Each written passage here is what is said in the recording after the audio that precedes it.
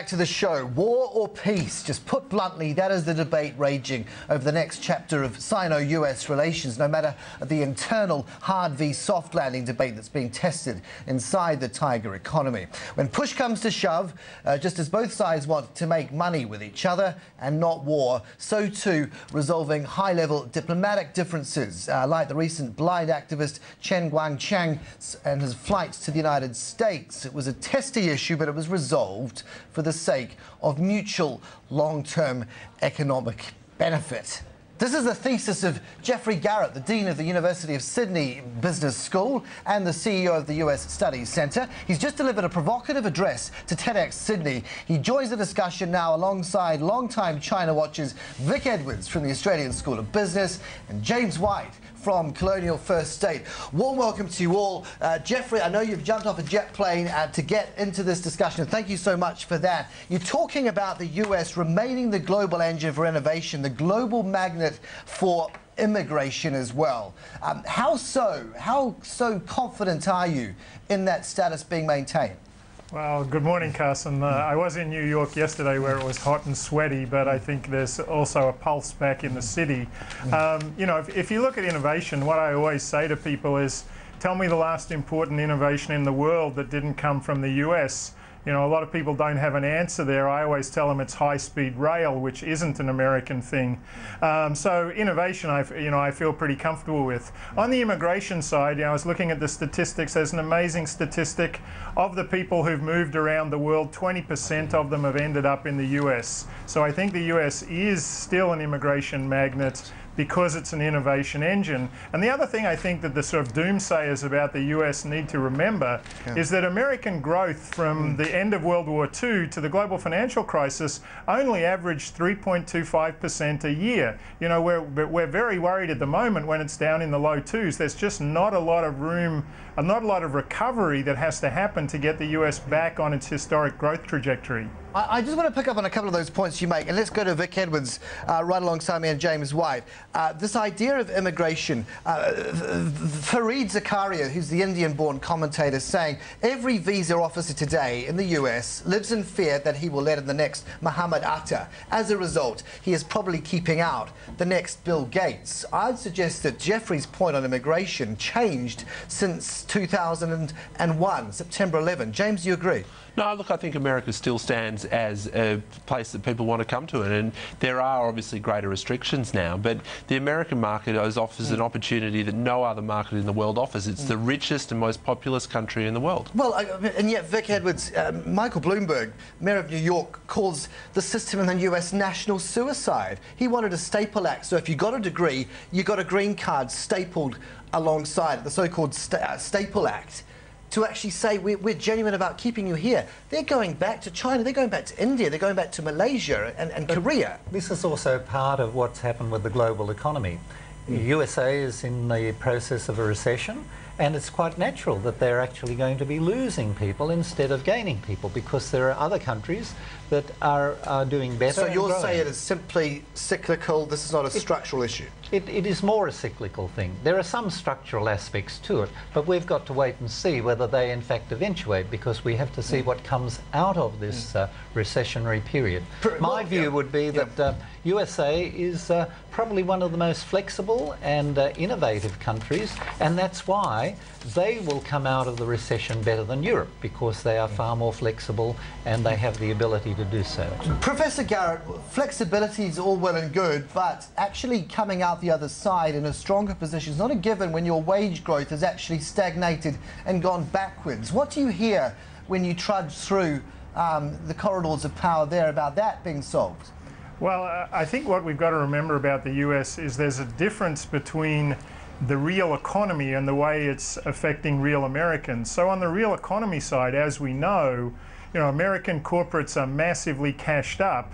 What they've learned since 2008 is they can make a lot of money, multinationals can make a lot of money offshore, and they just don't have to employ as many Americans at home.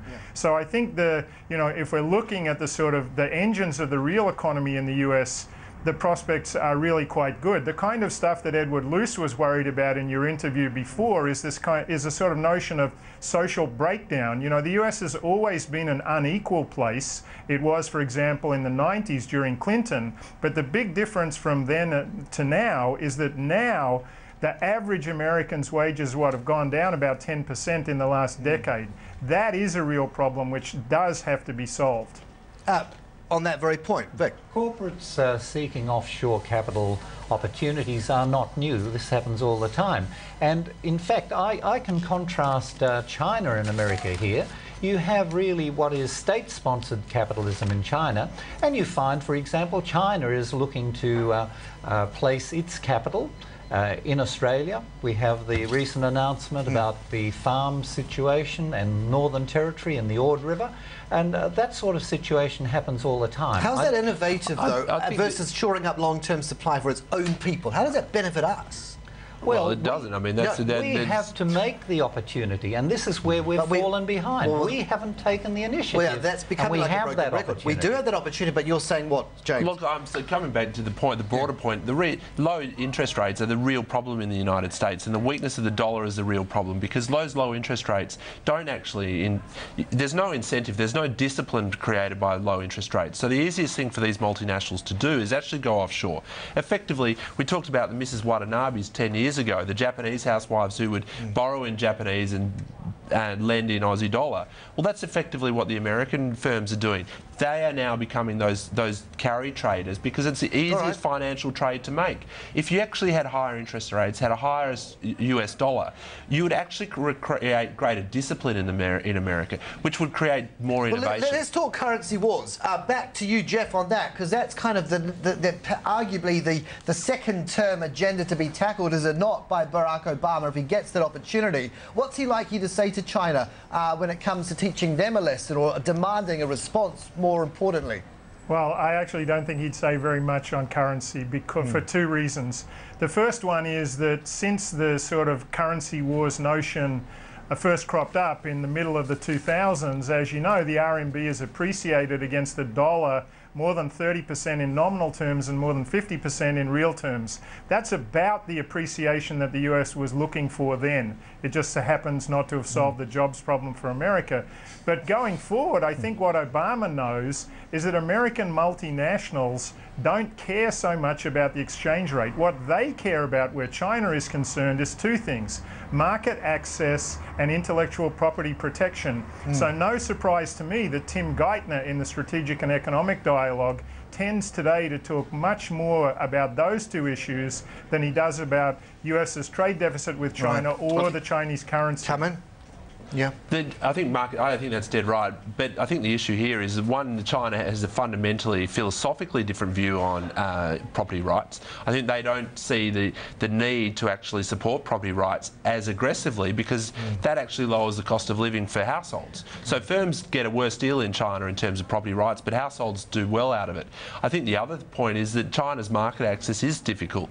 People struggle to make money in China, and I think that's probably something that's not understood very well in the West, is that actually within China's market it's very difficult to make money. Profit margins in Chinese firms are about 4%.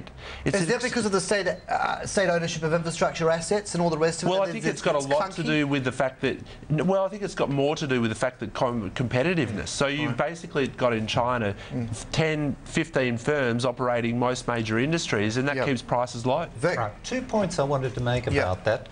In terms of market access, I think that the Chinese people believe that they have a cultural system which has to be met. And normally business people from overseas don't understand how to get into their markets, how to make business. Right. That's number one. The second one was in relation to the point that was being made about, I'm just trying to think of it. It's okay. That Sorry, I've just lost that point. Not a problem. I mean, just back then, as you're collecting those thoughts there, to Professor Garrett, you know, when it comes to Australia's response to all of this, because, you know, many are saying it's time to, as it were, move away from the special relationship with the US. China was where we should be putting much more emphasis. You would say that's misguided. Why so? Well, I think it's misguided, Carson, because it's based on two premises that I think are false. The first premise is that China will shoot past the US very quickly to become the most powerful country in the world. I don't think that's the case. I think we'll be living in a world where China and the US will both be superpowers. Second, it assumes that the China-US relationship is fundamentally about national security, a kind of second Cold War. I think that's not right. I think US-China at bottom these days is an economic relationship.